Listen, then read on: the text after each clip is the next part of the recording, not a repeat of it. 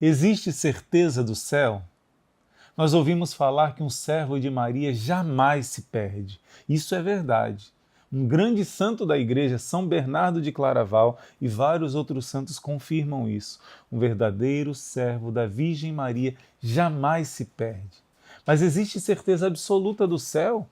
Pois somente aquele que perseverar até o fim será salvo, disse Jesus. E mesmo na devoção à Virgem Maria e no serviço a ela, quem me garante que eu vou perseverar até o fim, servindo a Deus, servindo a Virgem Maria? Será que realmente existe essa certeza da salvação? Isso nós vamos meditar hoje.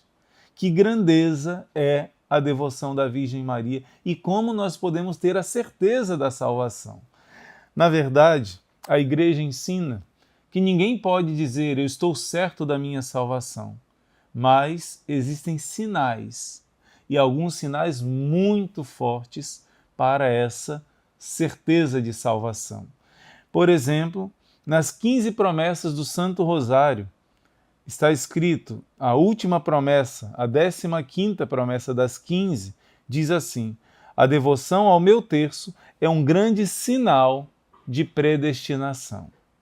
Aqui na Bíblia, em Ezequiel capítulo 9, Deus vai mandar marcar os eleitos com um sinal da cruz. Isso é tão bonito, porque muito antes de Jesus vir e muito antes do sinal da cruz se tornar o sinal da salvação, já Deus, prefigurando a vinda do Senhor Jesus, manda que o anjo marque todos os eleitos com uma cruz na testa, mostrando assim que aqueles homens e mulheres tinham um sinal da salvação.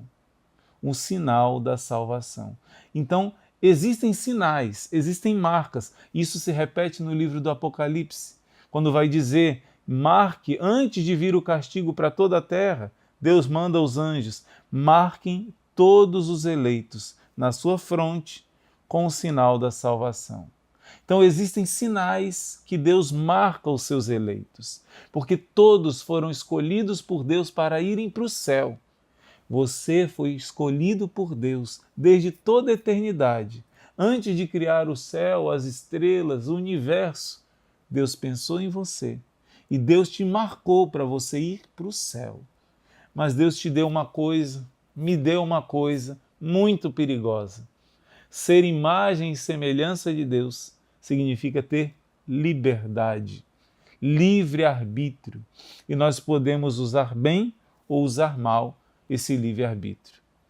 Nosso Senhor nos dá essa liberdade. E Santa Teresinha do Menino Jesus, ela dizia, Jesus, se for para ter liberdade, ao ponto de te ofender, eu prefiro não ter liberdade, eu te entrego a minha liberdade, porque eu não quero te ofender. Eu não quero me desviar do amor, porque essa é a minha essência.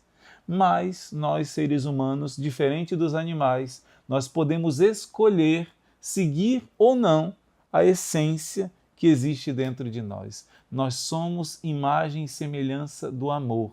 Nenhum outro animal é imagem e semelhança de Deus e tem o livre-arbítrio. Nós temos. E com a ajuda de Deus e com a devoção a Nossa Senhora, nós vamos devolver a Deus o que é de Deus, a nossa liberdade, a nossa vida, né? Então, um dos sinais, a promessa do Santo Rosário. A 15ª promessa diz que é um sinal, é uma marca dos eleitos, quem tem o costume de rezar o Santo Terço.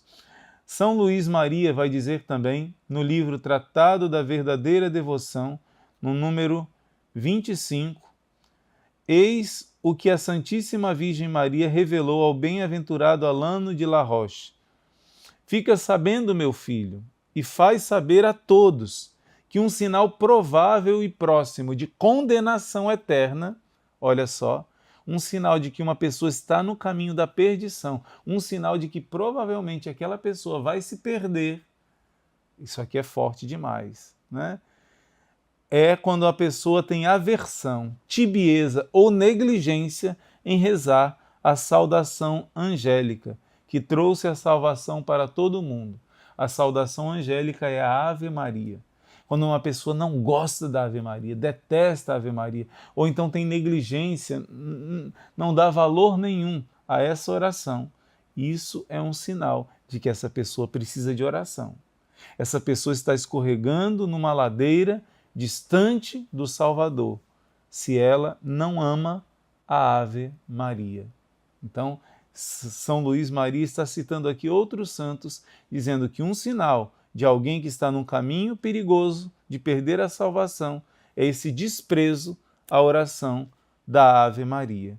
Pelo contrário, a experiência tem mostrado que aqueles e aquelas que apresentam grandes sinais de predestinação amam, saboreiam e rezam com prazer a Ave Maria. E que quanto mais são de Deus, tanto mais gostam dessa oração. Foi o que disse a Santíssima Virgem ao bem-aventurado Alano, depois das palavras que acabo de citar. Então, se alguém não tem amor a Nossa Senhora, amor à oração da Ave Maria, reze por essa pessoa, que Deus vai dar a ela uma proximidade com Jesus através de Maria. Vai amar a Ave Maria. Eu dou até o testemunho para você, o meu avô e a minha avó, durante alguns anos, ficaram com a aversão à Ave Maria. E eu não entendia por quê, né? E eles estavam longe da confissão, longe da comunhão, longe da fé, mesmo tendo uma formação católica. Porque o filho deles morreu jovem, com 34 anos. E quando ele morreu, ele rezava a Ave Maria logo depois da morte dele, e quando dizia essas palavras agora e na hora de nossa morte, na verdade, quando ele estava com câncer ainda, em risco de morrer, essa palavra agora, na hora de nossa morte, soou para o meu avô e para a minha avó como se estivesse chamando a morte, como se ele fosse morrer. E eles não aceitavam que ele morresse, não aceitavam. Por causa disso, eles ficaram com trauma e não quiseram mais rezar a Ave Maria.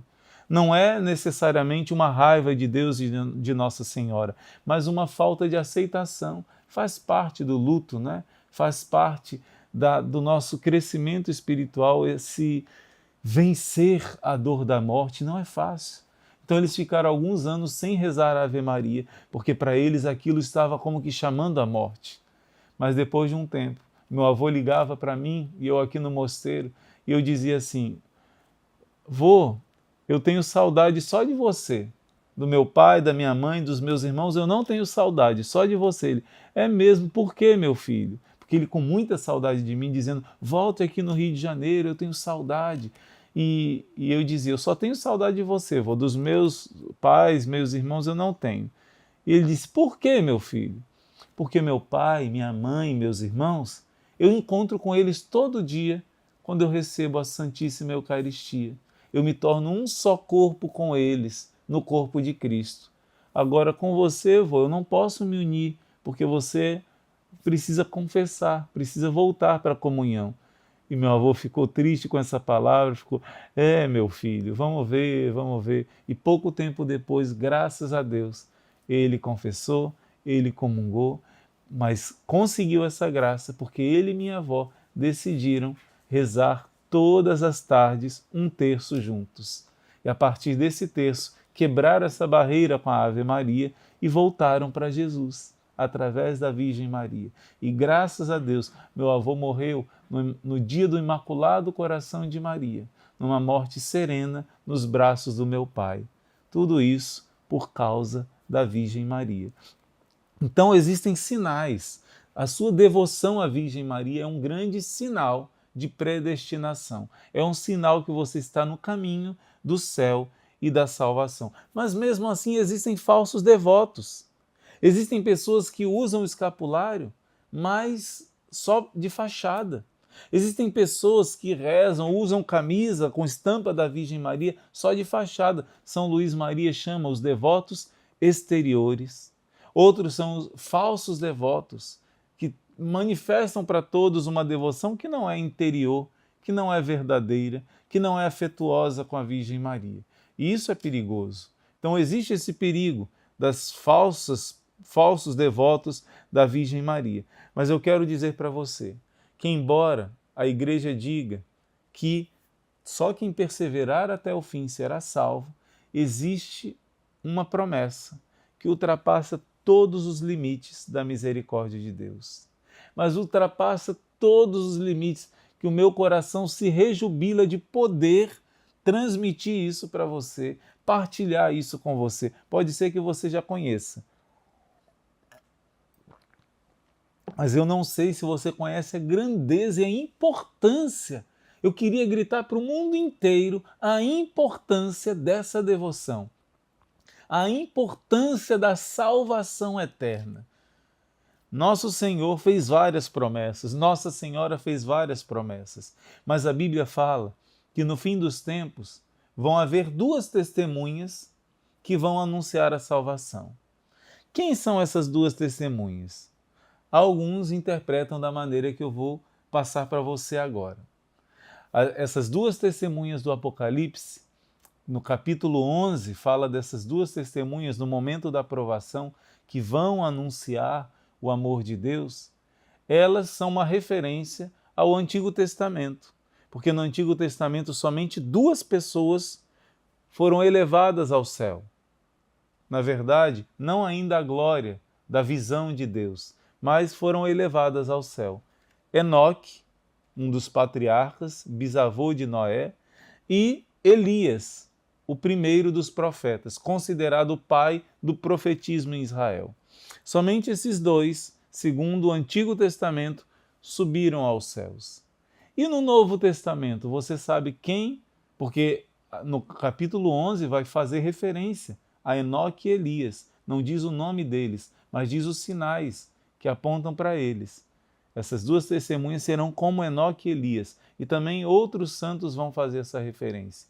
Mas no Novo Testamento, quem são os dois únicos que já estão no céu, com o corpo e alma, que foram arrebatados ao céu?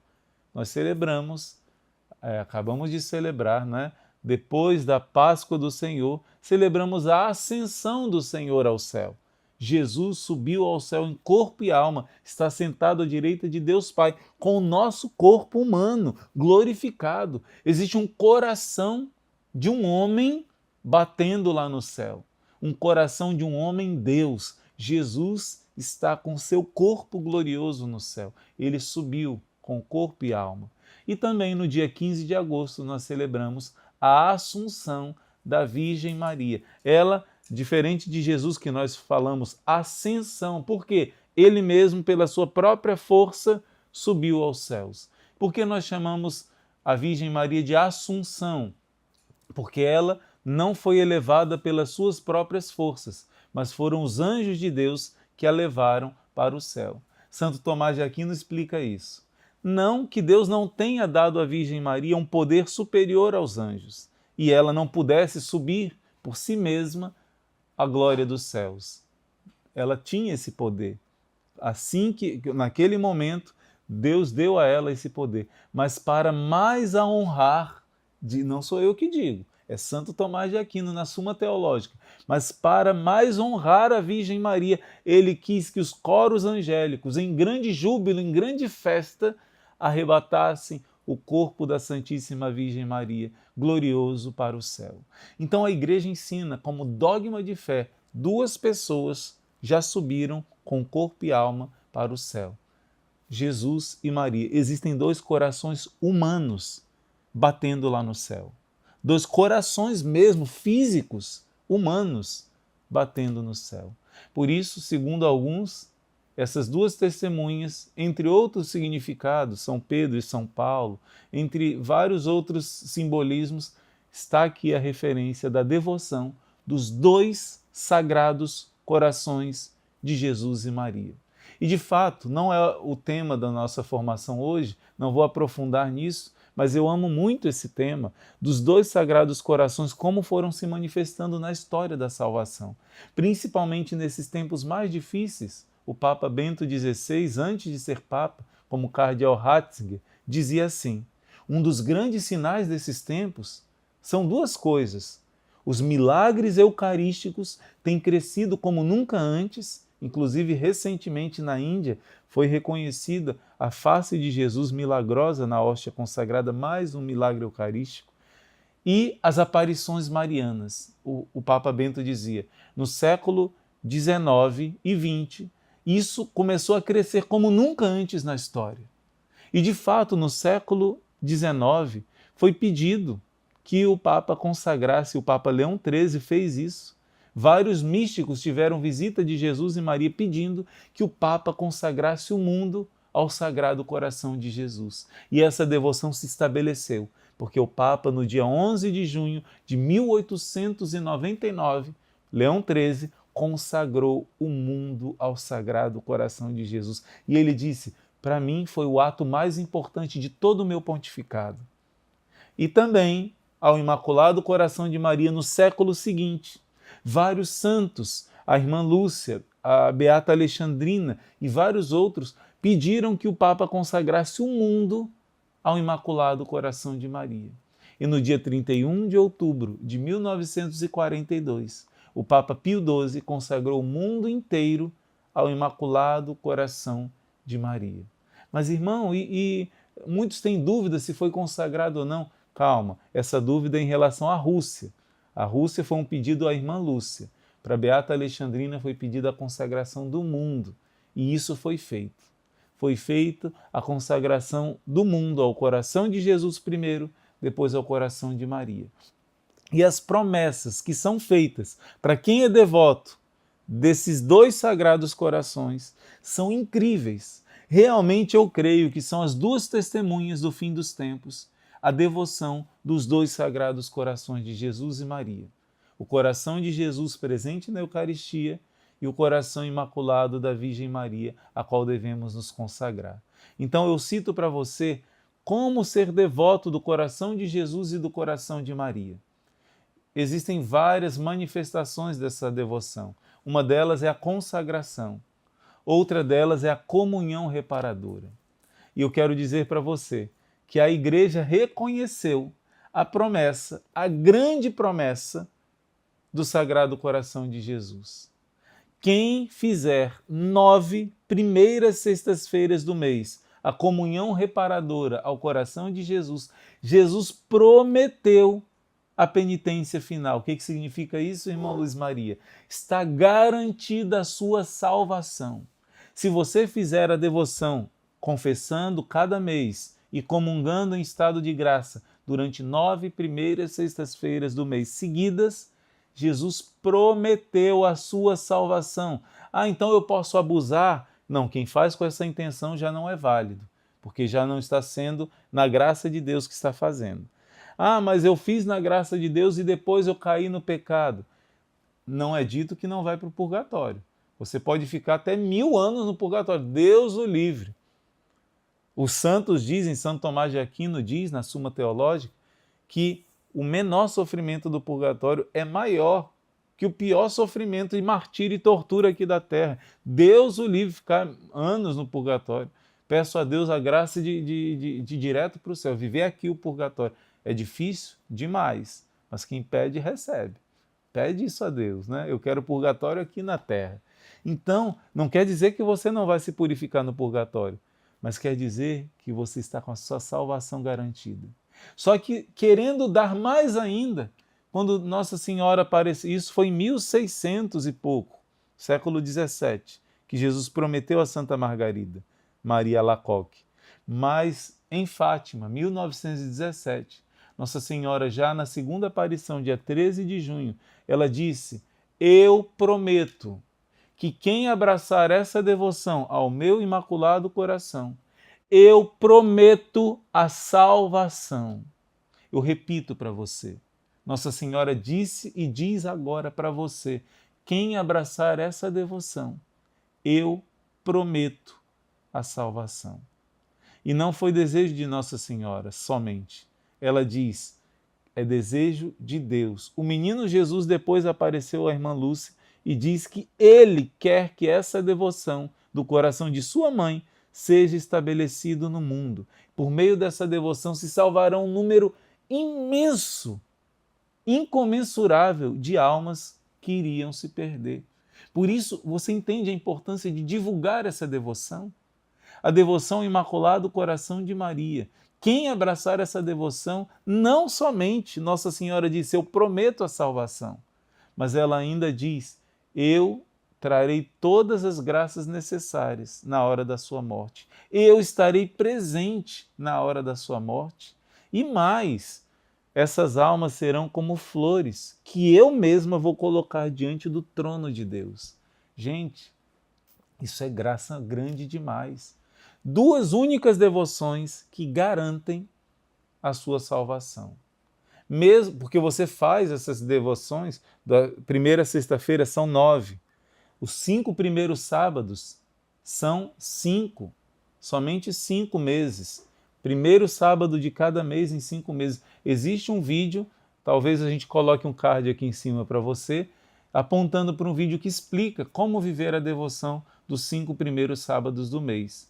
Então, garanta a salvação sua, faça junto com a sua família, garanta a salvação daqueles que você ama. Existem testemunhos imensos de pessoas que viveram essa devoção e por causa disso, mesmo tendo se afastado de Deus, depois retornaram por causa da fidelidade de Deus em cumprir essas promessas. Um exemplo é o Bruno Carnacchiola, um italiano que fez essa devoção a pedido da sua esposa e depois se afastou. Se tornou adventista do 7º dia e passou a odiar a Virgem Maria, odiar a Ave Maria. Mas Nossa Senhora apareceu para ele e disse, porque Deus é fiel às suas promessas, eu estou aparecendo para você retornar ao redil de Cristo, a igreja verdadeira de nosso Senhor Jesus Cristo. É linda a história desse homem, a aparição de Nossa Senhora da Revelação, já aprovada pela Santa Igreja. Nossa Senhora da Revelação é lindo demais. Ou Nossa Senhora do Apocalipse também pode se chamar, que é sinônimo, Revelação e Apocalipse. Linda, Deus é fiel às suas promessas. Mas Deus quer que você e sua casa possam tomar posse dessas promessas. Eu fico escandalizado de perceber que muitas pessoas não se preocupam com a sua salvação. E no meio de tantas promessas, não tomam posse dessas promessas. Eu, sabendo que eu sou tão pecador, eu quero pegar todas que eu puder. Mesmo que o nosso livro tenha dito, né? Você não precisa fazer todas as devoções à Virgem Maria. Escolha 1, 2, 3, mas seja fiel. O mais importante é ser fiel até o fim naquelas devoções que Deus te inspirar. Mas algumas, Deus pede que todos façam. Então, um exemplo são essa devoção ao Imaculado Coração de Maria e ao Sagrado Coração de Jesus. Mas existem várias outras promessas. O uso do escapulário. Quem vive com devoção o uso do escapulário tem essa promessa da salvação eterna, isso é incrível. A promessa das 3 Ave-Marias, promessa de salvação eterna. As 15 promessas do Rosário diz que quem persevera rezando o Rosário vai ter garantia da salvação eterna. Gente, são muitas promessas, são muitas. E eu, no seu lugar, eu me revestiria de todas as graças possíveis. É uma riqueza. As pessoas nessa terra têm ambição de dinheiro, dinheiro, dinheiro. Jesus disse, ajuntai para vós riquezas do céu, no céu, no céu, riquezas espirituais. Claro, você tem que ter sabedoria e equilíbrio, porque não dá para fazer de uma vez, mas aos poucos você vai percebendo quais devoções que Deus quer que você abrace com força e seja fiel até o fim. Então, eu conheço, por exemplo,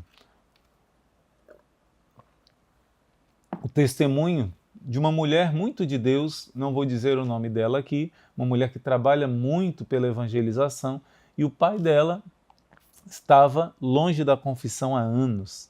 Existiam pecados que ele tinha muita vergonha, não tinha coragem de se confessar, mas ele era muito devoto de Nossa Senhora e do Santo Rosário. Chegando no fim da sua vida, ele rezava rosário sem parar, acordava na madrugada rezando rosário, rezava rosário, e começou a sentir o medo da sua salvação eterna ser perdida. Por quê? Porque ele não confessava há muitos anos. Mas por causa daqueles rosários, a filha conversou com o pai, e ele rompeu a vergonha, venceu o medo, fez uma linda confissão, e partiu para o colo de Nossa Senhora. Assim, Deus não desampara os seus filhos pecadores que pedem a ajuda de Nossa Senhora. Então, são muitos meios. A vivência do mês de maio é um sinal de predestinação, é um meio de alcançar a salvação. Você já ouviu o testemunho daquele homem que se jogou da ponte e, por causa da devoção que a sua esposa fazia do mês de maio, ele fez uma breve oração e só com aquilo conseguiu a salvação. O nosso livro, na página 227, diz assim: Maria leva os seus devotos para o céu. Maria Santíssima leva os seus devotos para o céu. Os servos de Maria têm um belíssimo sinal de predestinação. Para confortá-los, a Santa Igreja aplica à Mãe de Deus o texto do Eclesiástico, capítulo 24. Gente, lindo, Eclesiástico 24. Aplicado espiritualmente à Virgem Maria, é lindo. Foi a passagem da leitura do meu dia de noviciado, né? Lembra que eu falei? Foi no dia do nome de Maria que eu recebi o hábito, e a leitura foi essa, Eclesiástico 24. Em todos estes busquei um lugar de descanso e assentarei a minha morada na herança do Senhor. Hugo Cardial comenta: feliz aquele em cuja morada a Santíssima Virgem Maria encontrou um lugar de repouso. Você é esse lugar de repouso da Virgem Maria? Ela pode dizer: eu encontrei minha morada no coração do João, no coração da Márcia, no coração da Catarina. Eu encontrei o meu lugarzinho de descanso no coração do Jorge, no seu coração. Ela pode, coloca aqui no chat, a Virgem Maria pode dizer que ela encontrou um ninho, um lugar de refúgio dentro do seu coração. Declara isso. Sim, mãezinha, o meu coração é o teu lugar. Mas quanto mais você der espaço, aqui diz, Maria é mãe de todos os homens, todos são filhos dela, mas aqueles que reservam um lugar especial, colocam ela numa importância essencial na sua alma, porque ela é o trono do rei, ela é o trono do rei, aí Jesus reina no seu coração. Eu tenho certeza que Nossa Senhora ocupa o lugar mais importante, mas irmão, mais importante não é o de Jesus? Claro que é o de Jesus, mas se ela é o trono de Jesus, ela é o mais importante, porque nela está sentado o rei da sua vida. Então coloca aqui no chat, sim mãe, a senhora encontra um lugar no meu coração, no chat e no comentário, né? Feliz quem a recebe no seu coração e a conserva fielmente. Na página 228, grande santo São Boaventura diz que ela é a porta do céu. Santo Efrem diz ela é a abertura do paraíso, está na ladainha de Nossa Senhora. Aquela canção linda também, Porta do Céu, belíssima, belíssima, toca o nosso coração. Maria é a porta do céu, porque é ela. Imagina quando você morrer e for ela que te apresentar a Jesus. São Pedro vai estar lá com as chaves, não vai nem dizer nada, você vai entrar de mãos dadas com Nossa Senhora. Ela é a porta do céu. E ela diz, eu vou te levar até o meu filho Jesus, porque Jesus é o céu. João 17, 1 e 2. Esta é a vida eterna, que conheçam a mim, teu filho Jesus Cristo, e a um só Deus verdadeiro. Então a vida eterna é Jesus e Nossa Senhora vai te levar a Jesus quando você morrer. E olha só, ela também é chamada na página 229 com o nome de Estrela do Mar. Um dos significados do nome Maria, Estrela do Mar. Por quê? Porque no mar, aqueles que estão no meio da tempestade são guiados por aquela estrela. As estrelas apontam o norte, sul, leste, oeste e fazem chegar ao caminho certo, com segurança. Assim também, os cristãos são guiados para o paraíso por meio dessa estrela. Como diz São Bernardo, olha para a estrela, invoca Maria e tu chegarás ao porto da salvação. Por isso esse título lindo, uma revelação diz que no purgatório todas as almas chamam Nossa Senhora Estrela do Mar, porque ela está sendo aquele, no meio da tempestade, da escuridão, nós vamos chegar em breve no céu. E quem está nos apontando é a estrela, Maria. Então ela é um sinal que nos aponta para o céu. São Bernardo também vai dizer que ela é o carro que nos leva para o céu. Você lembra que Elias foi arrebatado num carro de fogo? Aquele carro belíssimo que o conduziu? Pois é um símbolo da Virgem Maria. A Virgem Maria é esse carro celestial que você entrando nesse Imaculado Coração, ele te leva para o céu. E assim são muitas outras meditações que a gente vai ver sobre Nossa Senhora. Aqui na página 232 do nosso livro, 232, vai nos falar de uma comparação bíblica muito interessante, essa comparação da página 232, porque duas passagens bíblicas são atribuídas à Virgem Maria. Uma delas é o Cântico dos Cânticos, capítulo 4, versículo 8. E lá diz que a Virgem Maria é como esse lugar onde acolhe os animais ferozes, os animais difíceis. Outra comparação é a Arca de Noé. Lá entram todos os tipos de animais, desde os mais peçonhentos, desde os animais os leões, os porcos, imagina só, todos os animais. Significa que o coração de Maria acolhe todos os pecadores. Eu e você. Todos os pecadores têm o refúgio nesse coração de Maria, que é como a Arca de Noé, que é como essa esposa do Cântico dos Cânticos, essa caverna onde estão esses animais. E o nosso livro vai dizer, mas como? Se o Cântico dos Cânticos e a Arca de Noé falam de feras, esses filhos de Maria, esses monstros, vamos dizer assim, pecadores, mas por que o Apocalipse fala que ela está coroada de estrelas? Não é? Olha que bonita meditação. Como pode ser isso? É porque essas feras são os pecadores que, pelo favor e pela intercessão da Virgem Maria, se tornam as estrelas do paraíso. Gente, que lindo isso! Quem entra no coração de Maria entra pecador, miserável, sujo, e se torna uma estrela brilhante diante de Deus. Isso na página 232. E também na página 228 vai dizer assim: eu fiz com que nascesse no céu uma luz que nunca falta. Eclesiástico 24. Hugo Cardial, aplicando esse texto à Santíssima Virgem, vai dizer: faço brilhar no céu tantos luzeiros eternos quantos são os meus devotos. Por isso, ele acrescenta: muitos santos se acham no céu pela intercessão de Maria. Sem ela, jamais estariam lá. Então, Nossa Senhora faz surgir no céu várias estrelas brilhantes, que é você, que são seus filhos, são seus familiares. Se você coloca todos dentro da arca do coração de Maria, esses animais vão se tornar estrelas brilhantes no céu. Olha que coisa linda, que meditação linda. Nossa Senhora faz esses devotos seus se tornarem estrelas resplandecentes. Isso é lindo demais. E eu quero vir agora com você para uma meditação que é muito séria e muito grave. Quando nós chegamos na página 231, ele vai dizer algo muito sério. Se a devoção a Maria é o penhor de bem-aventurança, está na página 230, desde que não lhe ponhamos obstáculos, alcança-nos essa divina mãe o paraíso, pela eficácia de suas súplicas e seus patrocínios. Quem serve a Maria, vai dizer o texto, tem garantia da sua salvação. Quem persevera no serviço à Virgem Maria tem garantia da sua salvação. Mas também ele vai dizer, pelo contrário, aqueles que não servem Maria não se salvarão. Gente, que palavra forte. Porque destituídos do auxílio da poderosa mãe, ficam também privados do socorro do Filho e de toda a corte celeste.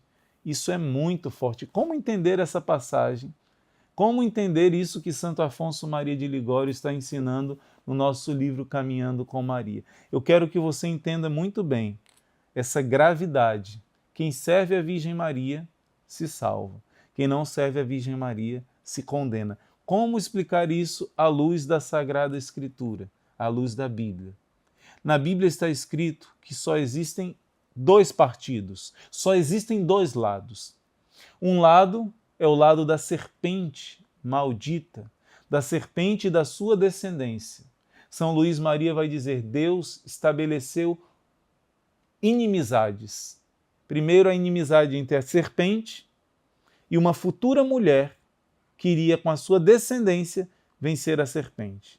Então, existe a inimizade entre a mulher e a serpente, entre os descendentes da mulher e os descendentes da serpente. Assim está em Gênesis capítulo 3, versículo 15. Deus mesmo fez uma separação, uma inimizade entre a serpente e a mulher, entre os filhos da serpente e os filhos da mulher. Então, isso é algo que está na Bíblia. Só existem dois lados. E quando Deus fala, não é para Eva que Deus está falando, é de uma futura mulher que vai ser inimiga da serpente. Eva se tornou amiga da serpente, precisava ser resgatada. Deus está falando de uma outra mulher que com seu filho iria resgatar a humanidade inteira, os descendentes de Eva. Eva significa mãe da vida, mãe dos viventes. Ela se tornou mãe da morte. Deus trouxe uma nova Eva, que foi o contrário dela, Ave, que desfez o nó da desobediência. Eva ouviu o anjo mau e desobedeceu. Maria ouviu o anjo bom e obedeceu. Eva roubou o fruto que não era dela e quis para si o fruto que era de Deus. Maria entregou a Deus o seu fruto do seu ventre e sacrificou para Deus e para a humanidade ser salva. Você vê o contrário de Eva e Maria? Quem for do partido da mulher prometida vai se salvar. Quem for do partido da serpente e da desobediência vai se perder. No Apocalipse capítulo 12 está escrito no último versículo, no versículo 17, diz assim, que a antiga serpente se irritou contra a mulher e foi fazer guerra aos seus descendentes, aqueles que guardam os mandamentos de Deus e têm o testemunho de Jesus. Quem são então os descendentes dessa mulher? Os que são fiéis aos mandamentos de Deus. Como está em João capítulo 2, versículo 5. Disse sua mãe aos serventes: fazei tudo o que ele vos disser. Então, só existem dois lados. Mesmo que alguém, infelizmente, tenha se afastado da Igreja Católica e não tenha tanto amor à Virgem Maria, mas se procura viver os mandamentos de Deus, cedo ou tarde vai ter que reconhecer essa mãe, porque você está do lado da mulher. Quem está nos mandamentos de Deus está no lado, é descendente da mulher. Mas muitos filhos ainda são ingratos e não sabem amar a Virgem Maria como deveriam. Reconhece Abraão por pai, mas não reconhece Maria por mãe. Isso é contraditório. Isso é doloroso para o coração do próprio Jesus. Jesus disse isso. Por isso a reparação ao coração de Maria. Então só existem esses dois caminhos. Na página 231 vai dizer que Jesus é o nosso juiz. Ele é advogado, mas é também juiz. Já a Virgem Maria não é juiz. Ela é somente advogada. E ela é mãe do juiz. Então quem é devoto da Virgem Maria vai experimentar essa doçura do juiz, porque ela é a nossa advogada. Eu quero terminar dizendo que são muitos, o nosso livro traz um testemunho de como Santo Stanislau Kostka morreu. Lindo, porque ele morreu com a assistência de Nossa Senhora, era devoto de Nossa Senhora. Eu quero saber se você conhece algum testemunho. Por exemplo, eu tenho o costume de rezar todas as noites e todos os dias quando eu acordo, eu rezo 7 Ave-Marias em honra das 7 dores de Nossa Senhora. Essa é uma devoção minha particular, que eu senti que Deus pediu que eu fizesse. E eu já ouvi vários testemunhos de pessoas que rezavam as 7 Ave-Marias em honra das 7 dores de Nossa Senhora e tiveram sinais, tiveram um aviso de Nossa Senhora pouco tempo antes de morrer. Você já ouviu algum testemunho de pessoas que tinham alguma devoção a Nossa Senhora, algum texto que lia, alguma devoção especial, 3 Ave-Marias, o ofício da Imaculada, alguma dessas promessas do Rosário e que tiveram graças especiais na hora da morte? Eu já ouvi muitos testemunhos lindos desses. Pessoas que na hora da morte, perto da morte, tiveram essa presença, toda a família sentiu aquele aviso, aquela presença de Nossa Senhora. Pessoas que viram Nossa Senhora estão dizendo: ela está aqui, ela veio me buscar. Você já ouviu algum testemunho desse? Já aconteceu com alguém da sua família? Eu quero ouvir aqui, coloque aqui nos comentários, se você tem algum testemunho de que uma devoção à Nossa Senhora fez alguém da sua família, ou alguém que você ouviu falar, ter uma morte serena, suave, pacificada por causa dessa devoção, como sinal de garantia do céu. Coloca, eu quero ouvir, dessa vez eu quero ouvir o seu testemunho. Não vou contar testemunhos, porque eu quero ver o seu. E o nosso propósito de hoje vai ser contar para alguém algum desses testemunhos de uma morte bonita por quem era devoto de Nossa Senhora. Irmão, eu não tenho na minha história, na minha família, e nunca ouvi falar. Então conte para alguém, algum que está aqui no comentário, leia, e algum que tocar o seu coração, você vai divulgar. Porque quanto mais a gente divulgar essa boa morte com o amor de Nossa Senhora, mais nós vamos receber as recompensas. Porque quem divulga a devoção à Nossa Senhora também tem promessas de graças e de salvação. Que Deus te abençoe, eu quero ler todos os comentários, viu? Deus te abençoe, deixa o seu like, compartilha bastante essa formação e todo esse mês de maio, mês de Maria. Deus te abençoe. Em nome do Pai, do Filho e do Espírito Santo. Amém.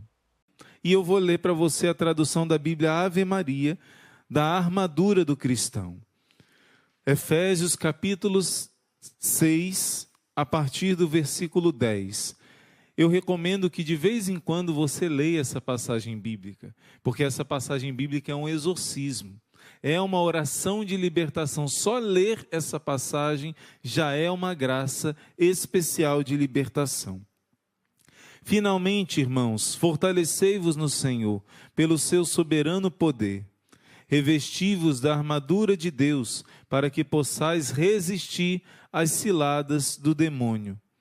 Pois não é contra homens de carne e sangue que temos de lutar, mas contra os principados e potestades, contra os príncipes deste mundo de trevas, contra as forças espirituais do mal espalhadas nos ares.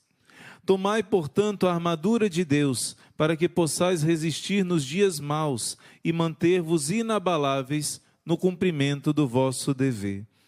Ficai alerta, a cintura cingidos com a verdade, o corpo vestido com a couraça da justiça, e os pés calçados de prontidão para anunciar o evangelho da paz.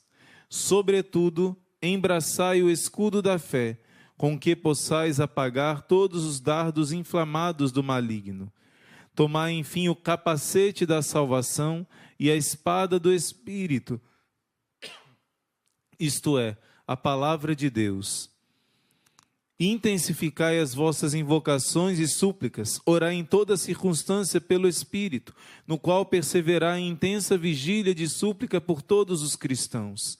E orai também por mim, para que me seja dado anunciar corajosamente o mistério do Evangelho, do qual eu sou embaixador, prisioneiro, e que eu saiba apregoá-lo publicamente e com desassombro, como é o meu dever. Essa palavra desassombro, ousadia, coragem para anunciar a palavra, no grego, parresia.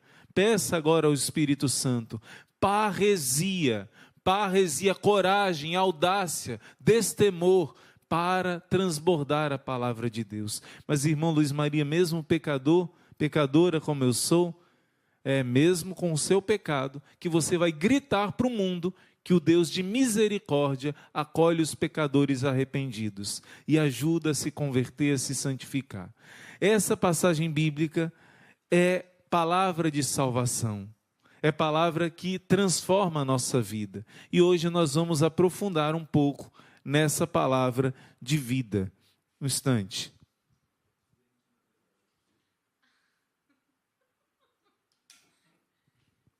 Beber um pouquinho de água, gente, por causa da garganta. Vamos lá. Efésios 6:10. Finalmente, irmãos, fortalecei-vos no Senhor e no seu soberano poder. Primeira coisa que a palavra de Deus está nos dizendo. A nossa força é a oração.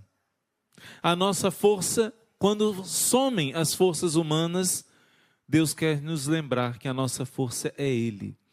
Então, essa passagem tão conhecida, tão famosa, começa dizendo: Finalmente, irmãos, fortalecei-vos no Senhor pelo seu soberano poder.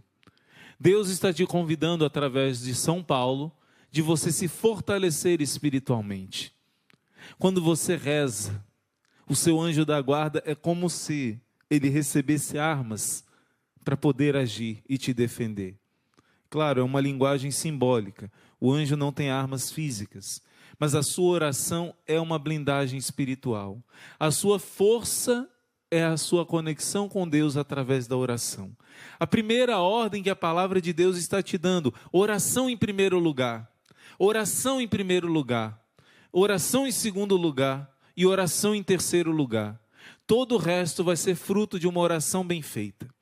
Por isso, em Lucas capítulo 10, Jesus vai corrigir Marta, porque Marta era uma mulher muito servidora, uma mulher muito trabalhadora, mas quando você trabalha sem rezar antes, você trabalha reclamando, você trabalha murmurando, você trabalha chato e chateando os outros. Então, Jesus vai corrigir Marta. Marta vê sua irmã que está ali sentada aos pés de Jesus, ouvindo Jesus falar. E Marta chama a atenção de Jesus. Mestre, o senhor não se incomoda não? Da minha irmã preguiçosa ficar aí sentada nos teus pés enquanto eu estou aqui preparando? Eu estou preparando a comida para o senhor. Eu estou preparando a comida para acolher o senhor e os discípulos. É muita gente para comer. Eu sozinha não estou dando conta. Marta, Marta, tu te inquietas com muitas coisas e uma só é necessária. Maria escolheu a melhor parte, que não será tirada. Mas irmão Luiz Maria, não tem que trabalhar? Se Marta não trabalhasse, ninguém ia comer nada ali. Marta não está certa. Marta está certa em trabalhar, mas ela não está certa em colocar o trabalho na frente da oração. Porque se você ouvir primeiro o que Deus tem para te falar, Ele vai falar ao teu coração. Imagina, Marta, antes de se desesperar, é muita gente, muito trabalho, muita comida, ela ia aos pés de Jesus. E Jesus ia dizer assim: Martinha, Martinha, eu te amo tanto. Quando eu venho na tua casa, eu tenho comidas tão deliciosas. Eu me sinto como se estivesse na casa da minha mãe em Nazaré. É o melhor lugar do mundo, depois de Nazaré, é aqui em Betânia. O consolo, tantos lugares que me desprezam, e aqui eu sou acolhido com tanto carinho e amor. Martinha do meu coração, se você preparar a comida para mim e para os apóstolos, pode preparar com calma, não estou com pressa não. Eu e os apóstolos acabamos de comer alguma coisinha. E outra coisa, o maior alimento que eu tenho é ver vocês felizes. Então pode cozinhar com tranquilidade. Maria vai ficar aqui um tempinho, mas daqui a pouquinho ela vai te ajudar. Se Martinha ouvisse Jesus falando, ela ia sair nas nuvens assim, tranquila. Ela ia cozinhar cantando. Ela não ia desesperar. Ela não ia ficar furiosa com a irmã, não ia meter os pés pelas mãos. Por quê? Porque ela ouviu a voz do Senhor. O Salmo diz assim: saciai-nos de manhã com vosso amor e exultaremos de alegria o dia inteiro. Se a gente na manhã, quer dizer no início do nosso dia, ou no início de algum trabalho, a gente parar, consagrar o Senhor, mesmo que seja brevemente, aquele momento de oração vai nos dar força para enfrentar um chefe chato, para enfrentar uma pessoa que fala uma palavra dura, para enfrentar situações difíceis que sempre vão acontecer enquanto nós estivermos aqui na terra. No céu isso não vai acontecer mais, mas aqui na terra vai. E para a gente se preparar, a gente precisa escolher a melhor parte, a mais importante, a única necessária. Qual é a única necessária? Deus. Ouvir a Deus. Aí Deus vai dar ordem, faça isso. Aí você vai fazer cheio da força do Espírito Santo. Entende o que a palavra já está dizendo? Você precisa fortalecer-se no Senhor. Antes de qualquer coisa, a oração é o primeiro lugar da nossa vida. Nós temos a tentação, mesmo nós, irmãos e irmãs que vivemos para Deus, temos a tentação de achar que o trabalho, a organização e tudo é o mais importante. Tudo isso é importante, mas o mais importante é a oração. Em primeiro lugar, orar, adorar. Por que você está aqui junto comigo e junto com milhares de outros irmãos?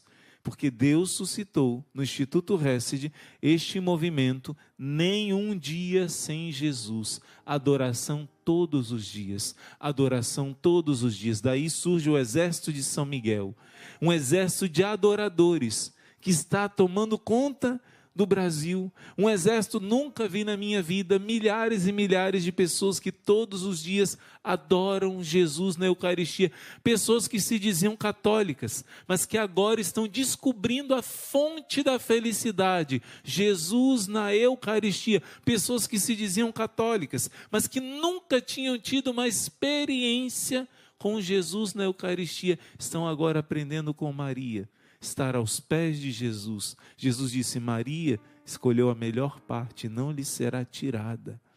Se Maria, que estava ali aos pés de Jesus, irmã de Marta, Maria Madalena, se ela ouvisse Jesus falando: minha filha querida, agora vai ajudar sua irmã Marta que está precisando, de ouvir depois as palavras doces de Jesus, a ordem que ele desse, ela iria fazer com alegria. Então, se você realmente reza bem, você também trabalha bem. Você vence suas preguiças, você vence os seus egoísmos, porque a oração verdadeira, pouco a pouco, ela te transforma, ela te modifica. Então, o início da armadura do cristão está dizendo: se fortalece em Deus, filho. Reza, reza. Quanto mais se reza, mais vontade se tem de rezar, disse Nossa Senhora em Medjugorje. Quanto menos se reza, menos vontade se tem de rezar. É ou não é?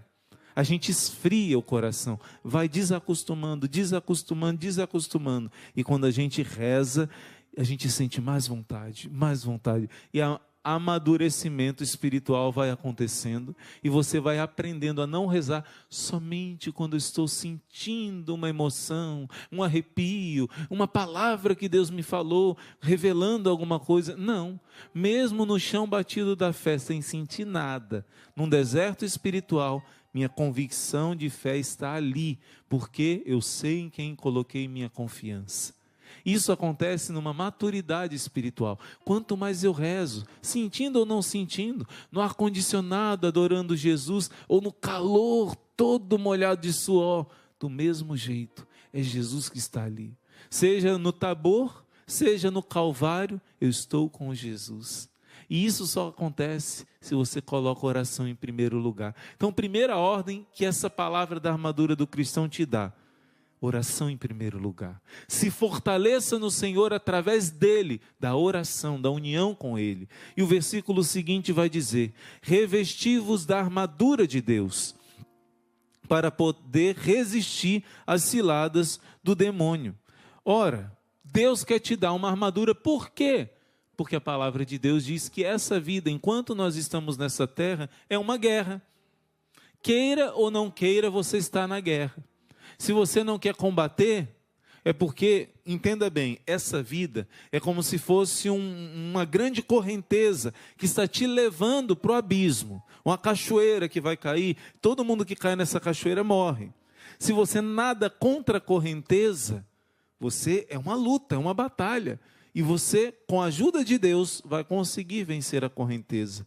Se uma pessoa diz: essa vida para mim não é uma luta não, essa vida para mim é curtição, porque eu deito, inclino minha cabeça e deixo a vida me levar. Filho, a vida é uma correnteza, deixa a vida te levar para você ver onde é que você vai cair.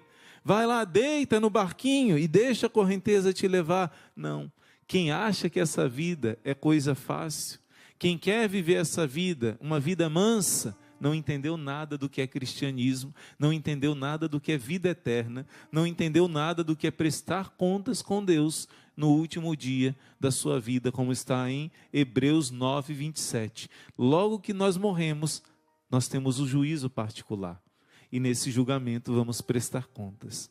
Quem quiser viver a vida mansa, cuidado, porque existe um abismo para onde essa correnteza está levando. Agora, para quem lê a palavra de Deus, lá em Jó, capítulo 7, versículo 1, e essa leitura está na regra do nosso Instituto Hesed, que é a regra do Carmelo, a vida do homem sobre esta terra é uma luta, é uma batalha, uma guerra. Se Deus sabe que por causa do pecado original, você foi mergulhado, você nasceu dentro de uma guerra. Deus sabe disso e por isso Deus te dá uma solução. Para aqueles que buscam a verdade, buscam a Deus, Deus está te dando uma armadura, que São Paulo está dizendo aqui em Efésios 6,11: revesti-vos da armadura de Deus, para que possais resistir às ciladas do demônio. Ora, se estamos numa guerra, ai daquele que despreza a armadura, ai daquele que vai para a guerra desarmado, desprotegido, sem escudo, sem a couraça, sem a espada, sem o elmo para proteger a cabeça, sem o equipamento de guerra. O que vai acontecer com uma pessoa que vai para a guerra assim? Já está fadada ao fracasso. Então, Deus está dizendo que Ele quer te dar a armadura, que você precisa ser um cristão consciente. Não ficar levando golpe por aí, sem saber por que eu estou levando golpe. Você está na guerra, filho. E na guerra você não se preparou. Por isso você hoje faz parte do exército de São Miguel, e o Espírito Santo tem te ajudado a você estar mais preparado para essa guerra. Tem ajudado você a se fortalecer, como a palavra está dizendo, a se armar, como a palavra está dizendo, a usar a armadura do cristão. E quais são os componentes dessa armadura? Antes disso, Efésios 6,12 vai dizer: pois não é contra homens de carne e sangue que temos de lutar, mas contra os principados e potestades, contra os príncipes deste mundo tenebroso, contra as forças espirituais do mal espalhadas pelos ares. Cada vez que você lê essa passagem, pelo menos eu experimento isso, nós somos seres humanos, fracos, pecadores, e nós temos a tendência de julgar, de condenar, de achar que é culpa de um, que é culpa de outro, de achar que estou sendo perseguido, estou sendo julgado. Eu julgo, penso que estou sendo julgado e fico com medo do que o outro vai pensar, isso, aquilo. Aí quando você lê essa passagem, exorciza sua mente, e o Espírito Santo diz: acorda! Não é contra o teu esposo que você está lutando. Não é contra o teu filho rebelde que você está lutando. Não é contra o teu vizinho, o teu patrão que você está lutando. Não é contra o teu companheiro de trabalho. É contra os espíritos malignos que estão nos ares, tentando dividir. A palavra diabo significa divisor. Então, se você não tem essa visão espiritual, você vai cair na cilada dele, e você vai ser sinal de divisão, em vez de ser sinal de unidade. Senhor, fazei de mim instrumento de vossa paz, dizia São Francisco de Assis. Onde houver ódio, que eu leve o amor. Onde houver ofensa, que eu leve o perdão. Você vai ser canal de paz e não de divisão.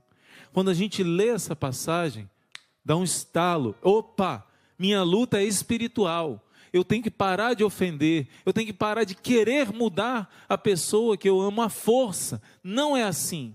Não é assim. Quem muda é o Espírito Santo. Você vai combater espiritualmente e vai dar seu exemplo e ser santo. Claro, você que é pai, que é mãe, você que precisa corrigir alguém, tem que fazer isso e com sabedoria, não é? E tem que ser firme. Mas eu estou dizendo que às vezes pensamos que é contra tal pessoa que temos que lutar, e não é. Isso é uma mentira do inimigo.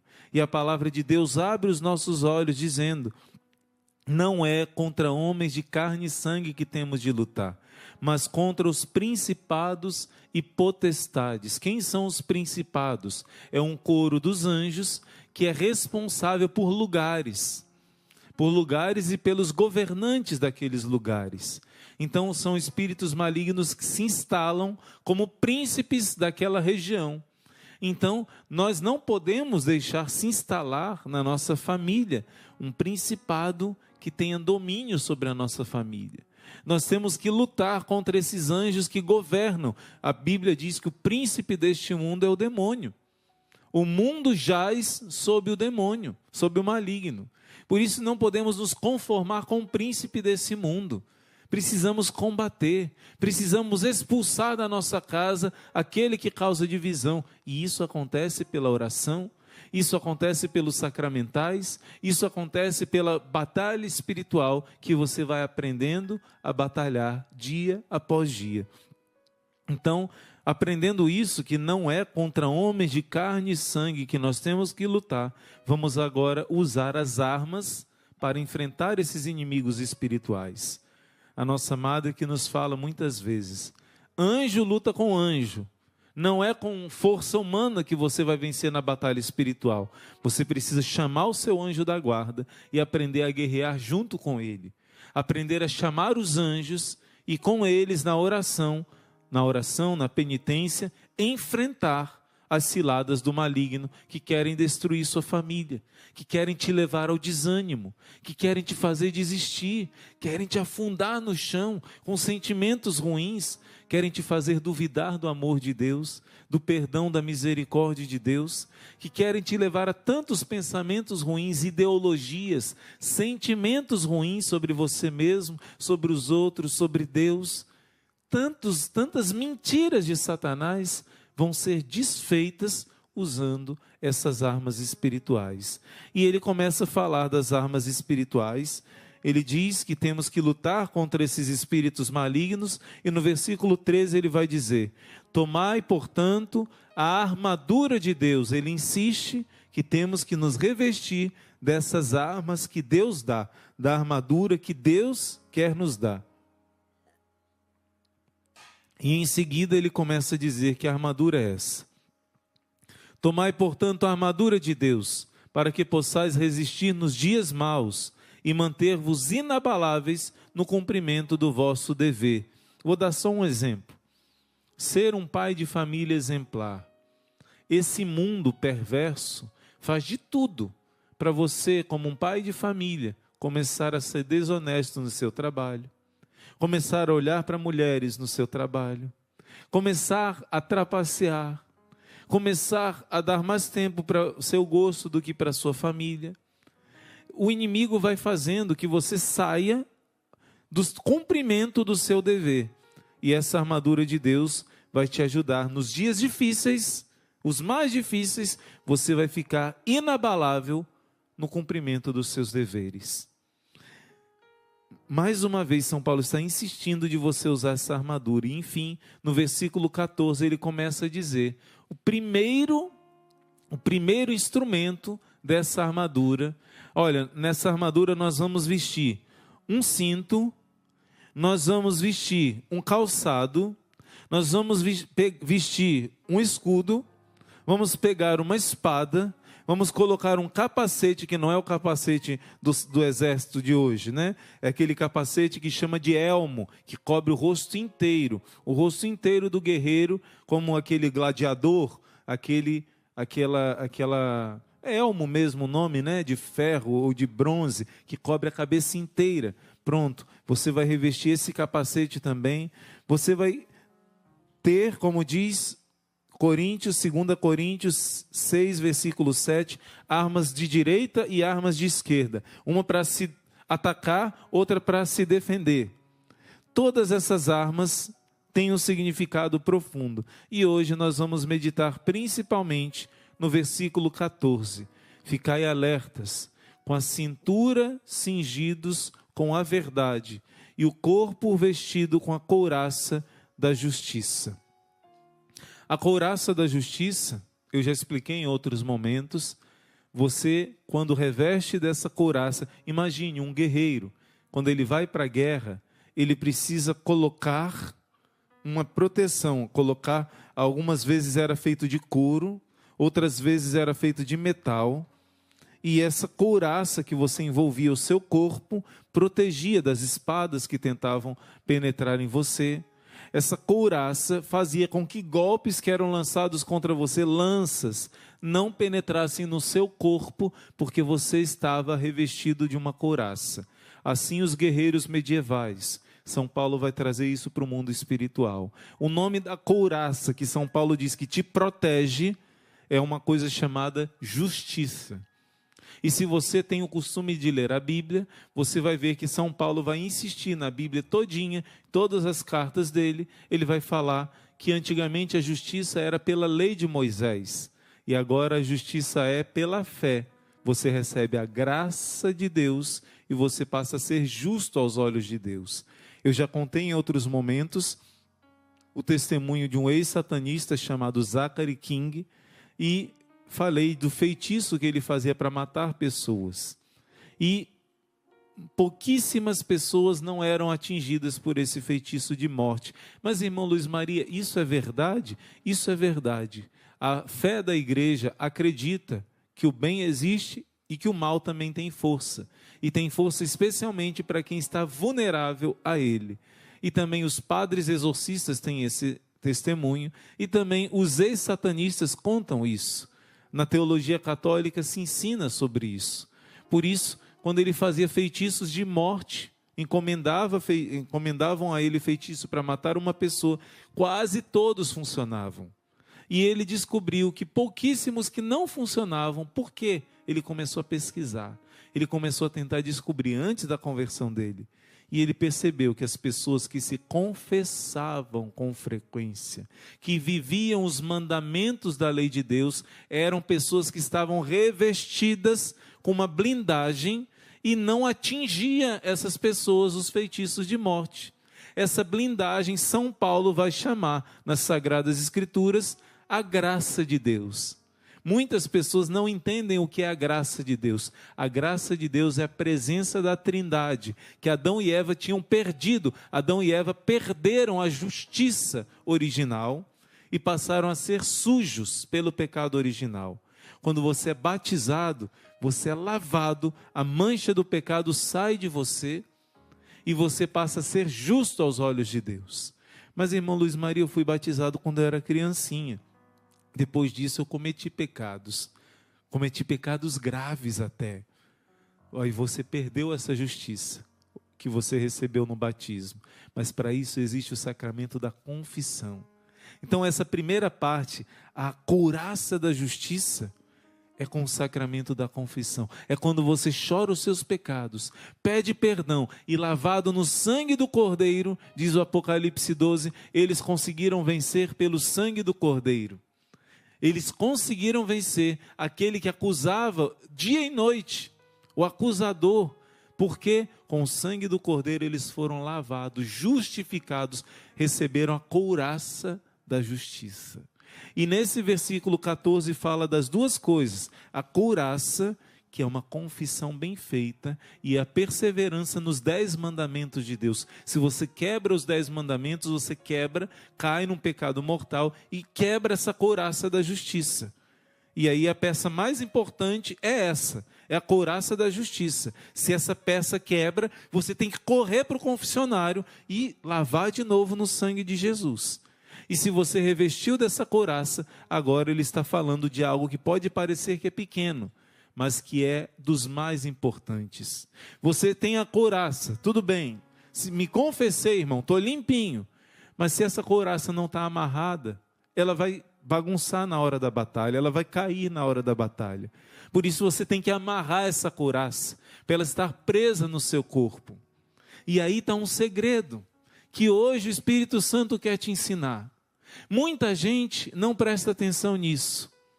O pecado que hoje mais leva as pessoas para se perderem eternamente no inferno, quem é que disse essa estatística, irmão Luiz Maria? Nossa Senhora em Fátima. O pecado que mais leva as pessoas para o inferno é não usar esse cordão, esse cinto que protege a couraça. Jesus revelou a Santa Teresa d'Ávila que muitas pessoas se confessavam, mas mesmo se confessando iam para o inferno, porque se confessavam mal, escondiam os pecados. Então, o Senhor está revelando hoje, cingir a cintura com o cinto da verdade, cingir os rins, a palavra original. Cingeme Domine, cingulum puritatis. Em latim, o padre reza quando ele vai amarrar aquela corda que ele coloca em volta da túnica dele, ou da alva dele. A túnica ou a alva do padre representa essa couraça da justiça, a pureza que ele recebe quando ele é lavado no sangue de Cristo, quando ele se arrepende dos seus pecados e faz uma boa confissão. Mas o símbolo, ele amarra os rins, essa região aqui, nas costas, essa região dos rins, representa biblicamente o afeto, o sentimento. A gente hoje coloca um coraçãozinho, né? Que representa o afeto, que representa os sentimentos. pois para os antigos não era um coraçãozinho, era um rinzinho que era desenhado, né? Na verdade nem era desenhado, né? Mas o rim para os antigos que representa sentimento, que representa emoção e mais ainda, que representa a sexualidade. A parte sexual era representada pelo ventre, especialmente essa parte de trás, o rim. Então, às vezes na Bíblia, quando fala cingi os vossos rins, está falando simplesmente de amarrar o cordão na sua roupa para você estar preparado para sair. Em alguns momentos é isso que significa, mas a Santa Igreja ensina que aqui nessa passagem, quando São Paulo está falando de ficar com a sua cintura, os seus rins cingidos com a verdade de Deus, João Paulo II vai ensinar isso muito belamente na teologia do corpo. Ele está dizendo que a sua vida afetiva, que a sua vida sexual esteja revestida da pureza de Deus. Que a verdade de Deus possa tomar posse da sua vida emocional, afetiva, relacional e sexual. O Catecismo da Igreja Católica vai dizer: a sexualidade humana diz respeito a todas as áreas da vida da pessoa. Se você está bem na sua sexualidade, na sua afetividade, consequentemente você vai ficar bem nas outras áreas da sua vida. Se você não está bem nessa área, as outras áreas serão atingidas. Se você não tem equilíbrio nessa área, as outras áreas serão enfraquecidas. Por isso, a primeira arma que São Paulo está dizendo, a primeira, antes até de falar da couraça da justiça, ele diz: ficai alerta, os rins cingidos com a verdade. E em seguida ele fala: e o corpo revestido com a couraça da justiça. Não adianta você se confessar, se você não faz um bom propósito. O amarrar a corda significa uma decisão, uma firmeza, o estar pronto para a batalha. Então, cingir, todas as vezes que o padre vai celebrar a missa, ele faz essa oração, ele amarra essa cordinha que chama de símbolo, e ele faz essa oração em latim, para o Senhor cingir ele de castidade. Cingir os rins dele, quer dizer, que ele possa ser livre de todo espírito de luxúria. Que ele possa revestir a verdade de Deus sobre a sua afetividade e sexualidade. Não sei se você sabe, mas quando o padre se veste para a missa, cada parte da veste do padre tem relação com essa armadura do cristão. Ele está se revestindo para uma batalha espiritual. Ali no altar, ele vai vencer Satanás com o sacrifício de Jesus na cruz. Nós não somos sacerdotes, mas nós devemos também, todo cristão, todos os dias se revestir de cada parte dessa armadura do cristão. De cada parte nós precisamos nos revestir. Hoje nós estamos dando o primeiro passo, durante essa novena de Nossa Senhora de Lourdes, para vencer o mal. Com a ajuda de Nossa Senhora, nós vamos aprender a usar as armas do cristão, a usar cada parte dessa armadura do cristão. E vamos transformar toda essa palavra em oração. Tudo isso que nós falamos acontece de fato quando nós clamamos a Deus. Irmão, eu quero tanto viver. Dizem que muitos cristãos na pandemia, o que mais acessavam era pornografia. Quer dizer, a válvula de escape, o seu socorro, preencher as carências, foi no lugar errado. Mas quando você reza diante do Santíssimo Sacramento, ele te dá força para matar esse homem velho, essa mulher velha que existe em você, esse instinto animal que quer dominar o seu racional. Por isso, a oração é tudo. A oração é o princípio da santidade. A oração vai te dar força para vencer e expulsar da sua vida todos esses espíritos malignos que andam pelos ares, que querem destruir você e sua família.